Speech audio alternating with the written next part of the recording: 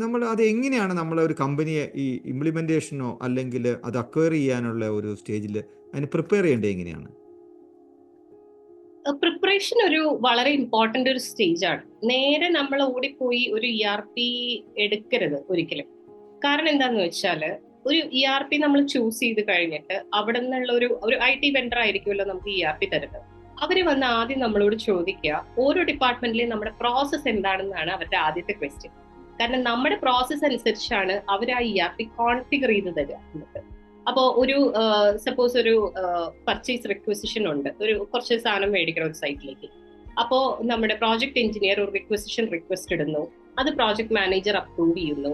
അത് കഴിഞ്ഞ് അതിന്റെ വാല്യൂ ഒരു പെർട്ടിക്കുലർ മേ ബി ഒരു 5 ലക്ഷത്തിന് മുകളിലുള്ള പ്രൊക്യൂർമെന്റ് ആണെങ്കിൽ അതിന്റെ ഒരു സെക്കൻഡ് ലെവൽ അപ്രൂവൽ MDക്ക് വേണം. അങ്ങനെയുള്ള ചില അപ്രൂവൽ വർക്ക് ഫ്ലോസ് ഉണ്ടാവും. ഇതെല്ലാം അവർ നമ്മളോട് ചോദിക്കും.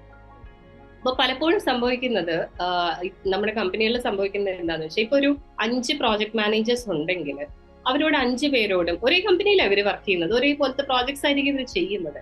പക്ഷെ ഇവർ സൈറ്റിൽ അല്ലെങ്കിൽ ഒരു പ്രോജക്ട് എക്സിക്യൂഷനിൽ എങ്ങനെയാണ് കാര്യങ്ങൾ ചെയ്യുന്നതെന്ന് ചോദിച്ചാൽ 5 പേരും 5 തരത്തിലായിരിക്കും ചെയ്യുന്നത്. അങ്ങനെ ഒരു 5 തരത്തിലുള്ള പ്രോസസ്സ് ഒരു ERPയിൽ നമുക്ക് കൊണ്ടുവരാൻ പറ്റില്ല.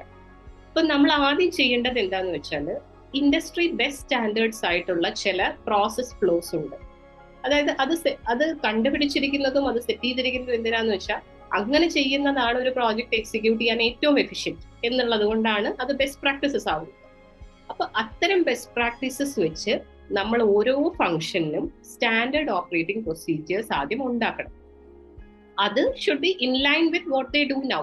ഇപ്പൊ അവർ ചെയ്യുന്ന കാര്യങ്ങൾ തന്നെ, പക്ഷെ ചെറിയ ട്വീക്സ് ആൻഡ് ചേഞ്ചസ് അഡ്ജസ്റ്റ്മെന്റ്സ് ചെയ്തിട്ട് ഒരു സ്റ്റാൻഡർഡൈസ്ഡ് പ്രോസസ്സിലേക്ക് അതിനെ കൊണ്ടുവരണം. എന്നിട്ട് അത് ഡോക്യുമെന്റ് ചെയ്യണം. ഈ സ്റ്റാൻഡേർഡ് ഓപ്പറേറ്റിംഗ് പ്രൊസീജിയേഴ്സ് ഡോക്യുമെന്റ് ചെയ്തതിന് ശേഷം എല്ലാവരുമായി ഡിസ്കസ് ചെയ്ത് നമ്മുടെ ഓരോ ഫംഗ്ഷനിലെയും ആൾക്കാരെ അത് ട്രെയിൻ ചെയ്യണം. നാളെ തൊട്ട് നിങ്ങൾ ഇങ്ങനെയാണ് കാര്യങ്ങൾ ചെയ്യേണ്ടത്. അത് നിങ്ങളിപ്പോ ഓൾറെഡി ചെയ്യുന്നത് ഇങ്ങനെയായിരിക്കാം, പക്ഷെ അതിൽ ചെറിയൊരു ട്വീക്കും കൂടെ നമ്മൾ കൊണ്ടുവരുന്നു എന്ന് പറഞ്ഞ് നമ്മൾ ട്രെയിൻ ചെയ്ത് അവരെ എല്ലാവരെയും ഒരേ തരത്തിൽ ഒരു കാര്യം ചെയ്യാനായിട്ട്, എക്സിക്യൂട്ട് ചെയ്യാനായിട്ട് നമ്മൾ ട്രെയിൻ ചെയ്യണം. ഇതാണ് ആദ്യത്തെ സ്റ്റെപ്പ്. അപ്പോൾ അതിന്റെ റിലേറ്റഡ് ആയിട്ട് നമുക്ക് ചെക്ക് ലിസ്റ്റുകൾ ഉണ്ടാവും. അപ്പൊ ആ ചെക്ക് ലിസ്റ്റുകൾ ഫോളോ ചെയ്യാൻ പറയണം. അതുപോലെ തന്നെ അതിന് റിലേറ്റഡ് ആയ മെട്രിക്സ് ഉണ്ടാവും. നമുക്ക് മെഷർ ചെയ്യാനായിട്ട് ഇവർ ഈ SOP ഒക്കെ ഫോളോ ചെയ്യുന്നുണ്ടോ, ഫോളോ ചെയ്യുന്നത് കൊണ്ട് ഇവർക്ക് കിട്ടുന്ന ഗുണങ്ങളൊക്കെ കാണിക്കാനായിട്ട് മെട്രിക്സ് ഉണ്ടാവും. ഇതെല്ലാം ഡിഫൈൻ ചെയ്ത് ട്രെയിൻ ചെയ്യലാണ് ആദ്യത്തെ സ്റ്റെപ്പ്. രണ്ടാമത്തെ സ്റ്റെപ്പ് എന്ന് പറയുന്നത് നമുക്ക് ഒരു ബഡ്ജറ്റും ടൈം ലൈനും നമ്മൾ തന്നെ സെറ്റ് ചെയ്യണം. അതായത് ടിപ്പിക്കലി ഒരു ERP എക്സിക്യൂട്ട് ചെയ്ത് ഇംപ്ലിമെന്റ് ചെയ്ത് വരാൻ 4 തൊട്ട് 6 മാസം വരെയാണ്. അപ്പൊ നമുക്കത് അക്സെപ്റ്റബിൾ ആയിരിക്കണം. 6 മാസത്തിലാണ് നമ്മളിത് ചെയ്യാൻ പോകുന്നത്, പക്ഷെ 6 മാസത്തിൽ നമ്മളിത് ചെയ്യും എന്നുള്ളതും ഉറപ്പിക്കണം. അതുപോലെ തന്നെ നമ്മൾ പ്ലാൻ ചെയ്യുമ്പോൾ ബഡ്ജറ്റിൽ എപ്പോഴും നമ്മളൊരു എമൗണ്ട് ബഡ്ജറ്റ് ചെയ്ത് വെച്ചിരിക്കണം.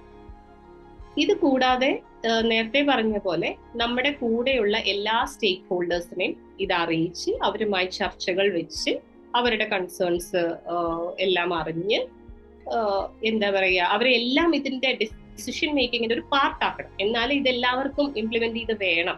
ഈ ERP വരുന്നതുകൊണ്ടുള്ള ബെനിഫിറ്റ്സും അവരെ പറഞ്ഞ് മനസ്സിലാക്കണം. ഓരോരുത്തരുടെയും ജോലി എത്രമാത്രം ഈസി ആവാൻ പോകുന്നു എന്നുള്ളത് എൻഷുർ ചെയ്തിട്ട് വേണം നമ്മൾ ERP സെലക്ഷനിലേക്കൊക്കെ പോകാനായിട്ട്.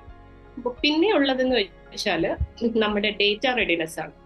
അതായത് ഒരു ERP ചെയ്യുമ്പോൾ അതിലേക്ക് ഒരുപാട് ഡേറ്റ, നമ്മൾ മാസ്റ്റർ ഡേറ്റ ആഡ് ചെയ്യാനുണ്ട്. ഫോർ എക്സാമ്പിൾ നമ്മൾ യൂസ് ചെയ്യുന്ന മെറ്റീരിയൽസിന്റെ ലിസ്റ്റ്, ആ മെറ്റീരിയൽസിന്റെ ലിസ്റ്റ് ക്ലിയർ ആയിട്ട്, ഇപ്പോൾ പലപ്പോഴും നമ്മൾ എക്സലിലൊക്കെ ചെയ്യുകയാണെങ്കിൽ ഒരേ കാര്യത്തിന്റെ തന്നെ ഡ്യൂപ്ലിക്കേറ്റ്സ് ഉണ്ടാവും, പല സ്ഥലത്ത് പല പേരിലായിരിക്കാം.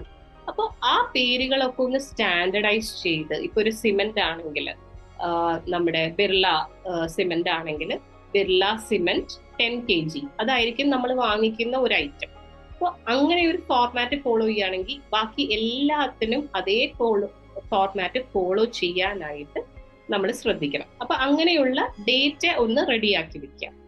ഇത്രയുമുള്ള കാര്യങ്ങളാണ് മെയിൻ ആയിട്ട് നമ്മൾ പ്രിപ്പയർ ചെയ്യേണ്ടത്. പിന്നെ നമ്മുടെ കൂട്ടത്തിൽ ഇപ്പൊ നമ്മുടെ ടീമിൽ ഒരു IT സാവി ആയിട്ട് ഒരാൾ ഇത് ലീഡ് ചെയ്യാനില്ല എന്ന് കാണുകയാണെങ്കിൽ പലപ്പോഴും നമുക്ക് അങ്ങനെ ഒരാളെ ഈവൻ റിക്രൂട്ട് ചെയ്യുന്നത് പോലും നമ്മുടെ പ്രിപ്പറേഷന്റെ പാർട്ടായിരിക്കും.